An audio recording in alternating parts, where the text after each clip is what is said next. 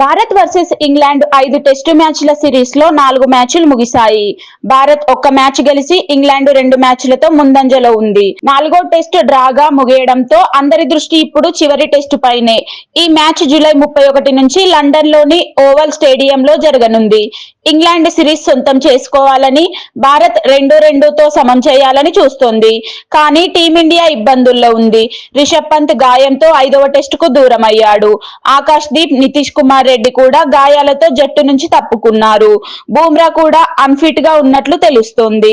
ఈ పరిస్థితుల్లో భారత్ ప్లేయింగ్ 11 ఎలా ఉంటుందనేది ఆసక్తికరంగా మారింది. తాజా అప్డేట్ ప్రకారం సీనియర్ స్పిన్నర్ కుల్దీప్ యాదవ్ జట్టులో చేరనున్నాడు. ఆకాష్ దీప్ తిరిగి రావొచ్చని, హర్షదీప్ సింగ్ ఓవల్ టెస్ట్ లో అరంగేట్రం చేయొచ్చని సమాచారం. బుమ్రా కూడా ఆడే అవకాశం ఉందని టాక్. 4వ టెస్టులో భారత్ ఓటమి నుంచి తప్పించుకుంది. కెప్టెన్ గిల్, కేఎల్ రాహుల్ కీలక ఇన్నింగ్స్ ఆడగా జడేజా, వాషింగ్టన్ సుందర్ మ్యాచ్ ను డ్రాగా ముగించారు. ప్రస్తుతం భారత్ 1-2తో వెనుకబడి ఉంది. చివరి టెస్ట్ లో ఏం జరుగుతుందో చూడాలి.